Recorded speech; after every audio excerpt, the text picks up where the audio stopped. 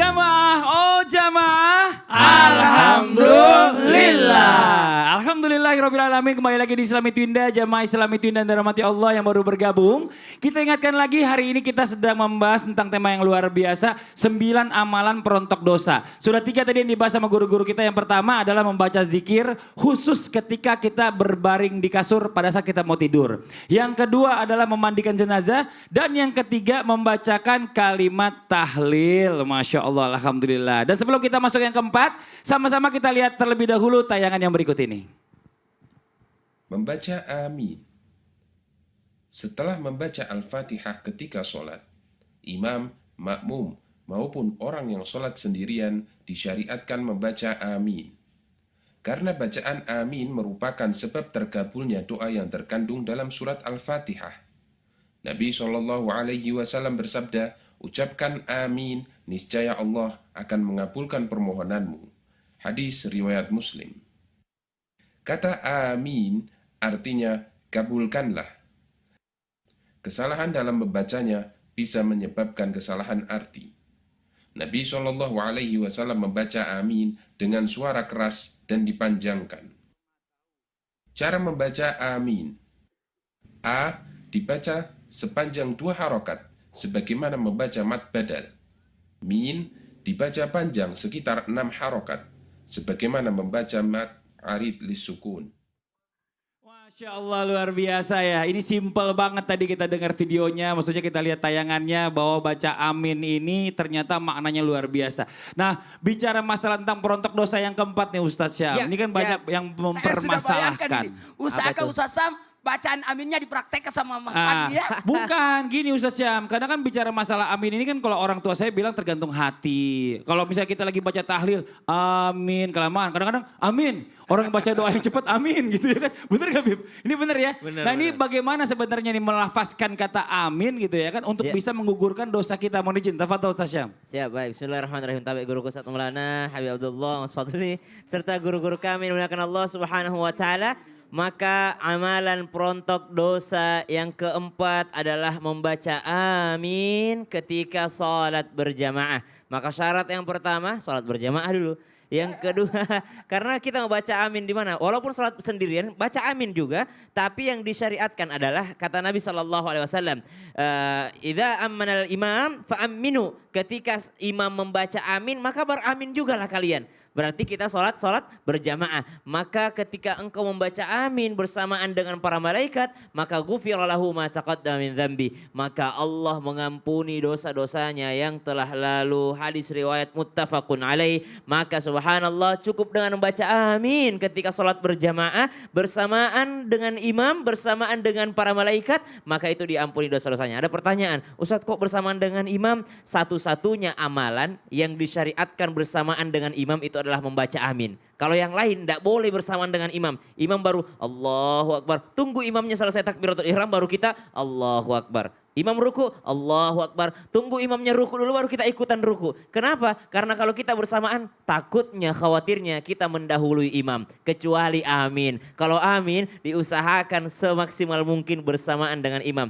Biasanya gini kalau imam-imam di Masjidil Haram misalnya atau guru-guru kami biasanya ihdinas siratal mustaqim siratal ladzina an'amta alaihim ghairil maghdubi alaihim waladdallin.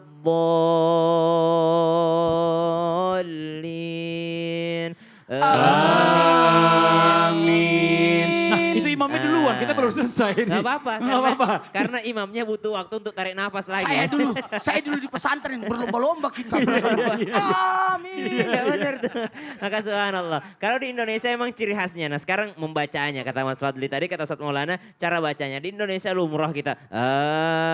Amin. Ya biasa emang seperti itu. A-nya panjang, min-nya juga panjang. Ada juga amin. Ada juga yang seperti itu, ada juga amin. Nah ini yang agak sedikit aneh kalau A-nya pendek, min-nya panjang. Maka yang normal-normal saja. Amin. Nah seperti itu saja. Dan insya Allah itu adalah sesuatu yang lumrah kita bacakan. Walaupun bagaimanapun bentuknya itu artinya bagus ya. Artinya semuanya bagus dari kata amanah ya. Semuanya artinya bagus. Namun ada beberapa pendapat ulama fikih mengatakan kalau seperti ini harokatnya maka tidak sah. Kenapa? Karena salah harokatnya, salah artinya. Namun ternyata ya insya Allah kita cari mudahnya saja. Yang lumrahnya saja membaca amin. Nah seperti itu. A-nya 2 harokat, min boleh juga 2 harokat. Boleh juga panjang min. Kenapa? Karena dianggap mad arid lis-sukun. Sama seperti alhamdulillahi rabbil alamina. Normalnya karena 2 harokat. Alamina. Tapi karena dia di akhir menjadi alamin.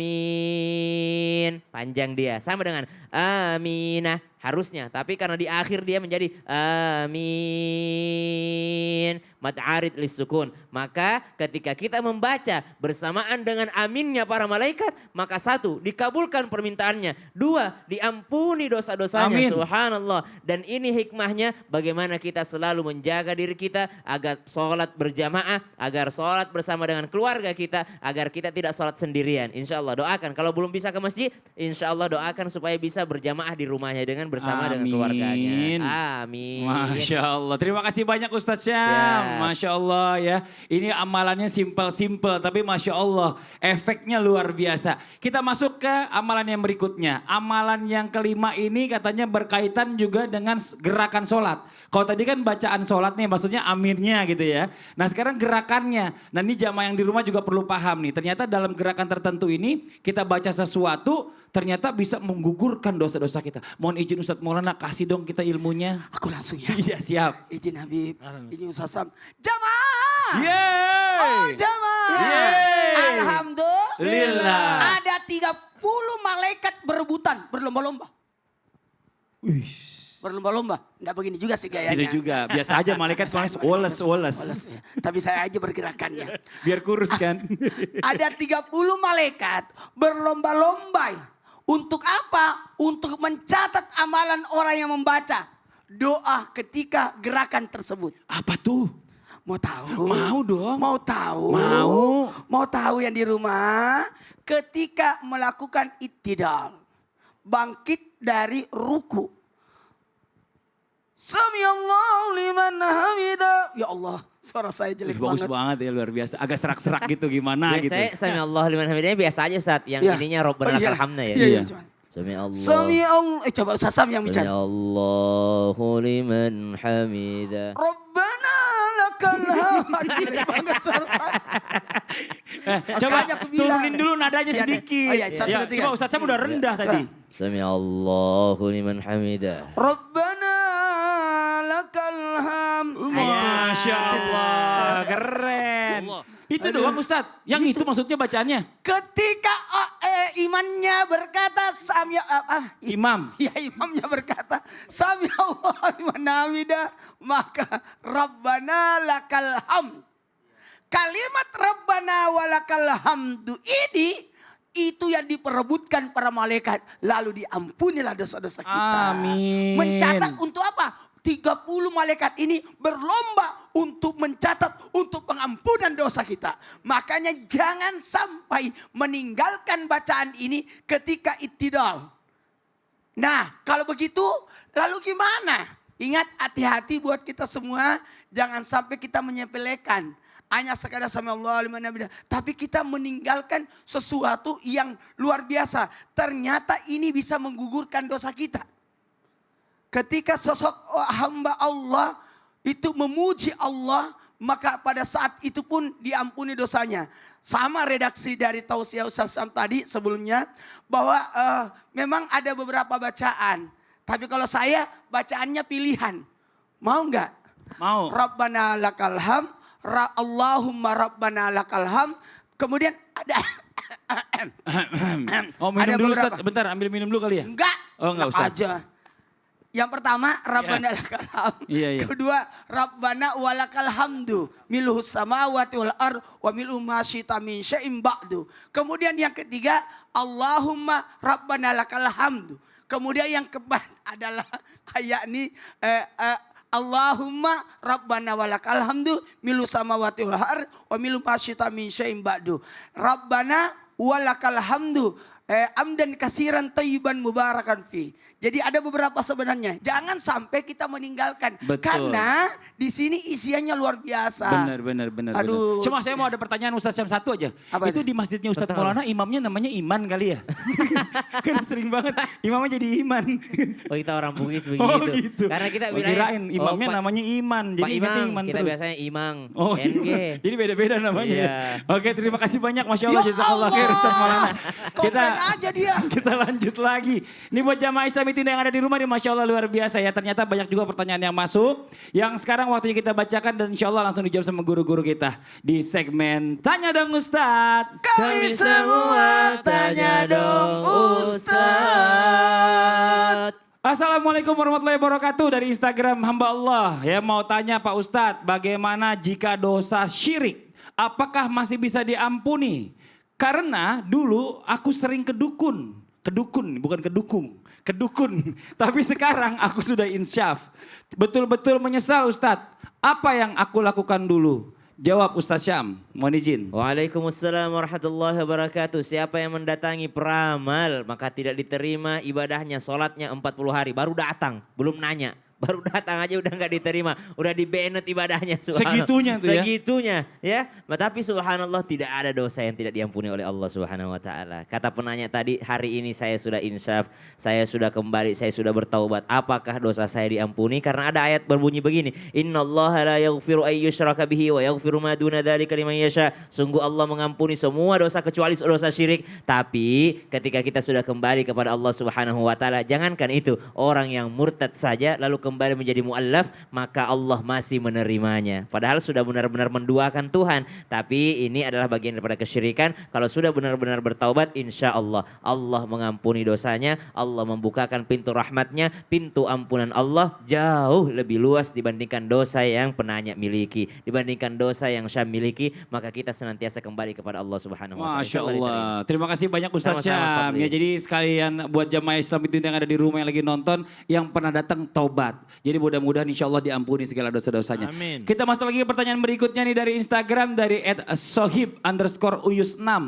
Assalamualaikum Habib dan Ustadz. Emang benar ya katanya, maaf nih, buang air saja jika benar bisa merontokkan dosa-dosa kita. Kalau benar maksudnya ada yang gak benar buang airnya. Atau salto-salto. Jangan ya. Tapi katanya ada satu hal yang harus dijaga nih dan katanya suka diremehkan. Karena berkaitan dengan posisi toilet atau tempat buang air. Emang apa ya Bib atau Ustadz? Wah ini Bib nih kalau misalnya kita salah dengar cuma pendek. Kilasan ntar takutnya buang air dengan gaya yang tidak benar. Kita gak bisa contohin juga. Mendingan Siap, dikasih siap. tahu aja Bib. Mohon Siap. izin silakan. Mohon izin Bang Fadli, Iya. mohon izin Guru Ustadz Maulana, Ustadz Syam. Assalamualaikum warahmatullahi wabarakatuh. Waalaikumsalam warahmatullahi wabarakatuh. Jamaah, oh jamaah. Alhamdulillah. Alhamdulillah Rabbil Alamin. Allahumma salli wa sallim ala Sayyidina Muhammadin wa ala alihi wa sahbihi wa sallim. Nah, ini para jamaah yang perlu kita jaga adalah adab-adab ke kamar mandi. Dikatakan al-adab fauqal ilim. Adab itu di atasnya ilmu. Kita belajar sehebat apapun tapi kalau nggak punya adab, nggak ada artinya itu ilmu. Maka ini salah satu amalan yang dapat merontokkan dosa kita nih. Salah satunya yaitu tidak menghadap ke arah kiblat ataupun membelakangi kiblat ketika buang air baik kecil maupun besar. Nah ini kayak gimana? Nah bisa kita praktekkan di Contoh, sini Habib, ya. kalau misalnya arah kiblat.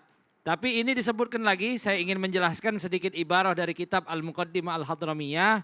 Wala yastaqbilu qibla wala yastadbiruha. Wa yahrum in lam yakun bainahu wa bainaha satir. Nah, lebih haram katanya kalau seandainya tidak ada penghalang, kalau tidak ada dinding. Kalau di toilet nggak masalah. Nah ini biasanya kalau kita kebelet misalnya sampean lagi pergi misalnya dari Jakarta ke Semarang. Tiba-tiba kebelet nggak ada yang namanya rest area. Waduh terpaksa kencing di Padang misalnya di dekat jalan tol situ. Dikencing, nah ini harus dilihat arah ke kiblat apa enggak nih. Waduh Bib, kalau Atau malam repot membelakangi tuh. kiblat. Misalnya ini arah kiblat nih. Misalnya ini arah kiblat tepat depan saya ini. Nah kita itu kalau misalnya kencingnya di tempat umum harus ngadepnya ke sini. Ya. Ataupun ke sini. Nah ini posisi yang benar. Tidak ke depan. Jangan sampai ke depan gini. Ya. Karena ini menghadap ke arah kiblat ataupun membelakangi. Nah, ini nggak boleh. Kalau misalnya tidak ada dinding pembatas. Tapi kalau misalnya kita namu misalnya ke rumah orang, begitu kita sholat ngadep ke arah kiblat. Terus dapetin kamar mandinya tiba-tiba toiletnya ngarahnya ke arah kiblat. Wah, ini layout rumah kamu nggak bener. Akhirnya nggak keluar lagi makanan dari tuan rumah nanti. Nah, caranya gimana? Kalau ada pembatas itu masih khilaf. Dan dikatakan bahwa kalau seandainya ada pembatas hilang yang namanya keharamannya.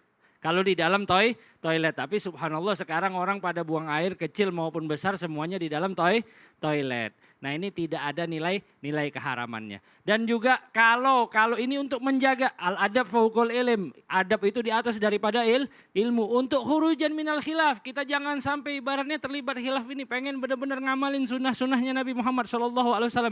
Kalau kita dapati misalnya toiletnya benar-benar ngadep kiblat, gimana caranya? Ya agak miring sedikit. Agak miringkan sedikit. Atau kita nggak ngarah bener, geser sedikit. Misalnya ini kalau ngadep ke sini benar-benar ngadep ke arah kiblat, minggirin sedikit. Biar mendapatkan fadilah daripada kita buang air tidak menghadap ke arah kiblat. Dan ternyata adab-adab ke kamar mandi ini mengundang pengampunan dari Allah Subhanahu wa taala dan merontokkan segala dosa-dosa kita sebagaimana doa yang diajarkan oleh Nabi Muhammad SAW. Kalau keluar kamar mandi kita baca apa? Ghufranaka alhamdulillahilladzi adhaba anil adha wa'afani. Ya Allah, kami mohon ampunan kepadamu ya Allah. Nah, ini doa diajarkan oleh Nabi Muhammad SAW. Segala puji bagi Allah yang telah membebaskan kita dari berbagai macam penyakit dan memberikan afiat bagi kita. Mudah-mudahan para jamaah Islam Amin. itu indah, Amin, ya sehat Allah. selalu, Amin. digugurkan segala dosa-dosanya. Amin, ya Allah. Amin ya rabbal alamin. Amin, Alhamdulillah amin ya rabbal alamin. Jazakallah khairan kasiran Bib atas penjelasannya. Terima kasih banyak. Ustadz Maulana, saya lanjut nanya lagi nih Ustadz Maulana. Mohon izin nih ya. Saya pengen tanya tentang amalan perontok dosa yang ketujuh. Apa nih Ustadz? Ih, Ustadz kenapa sih senyum-senyum sendiri? Kenapa? Ustadz, saya nanya sama Ustadz. Ustadz, amalan perontok dosa yang ketujuh apa? Ih, kayaknya lagi jatuh cinta atau gimana sih Ustadz nih? Jangan-jangan ada Alhamdulillah. udang di balik bakwang. Ya udah deh, kalau dia nggak mau jawab sekarang, yang di rumah jangan kemana-mana ya. Tetap di Islam itu indah. Jamaah, oh jamaah. Alhamdulillah. Alhamdulillah. Ada apa sih? Orang Jatuh mana cinta ya? ditanya?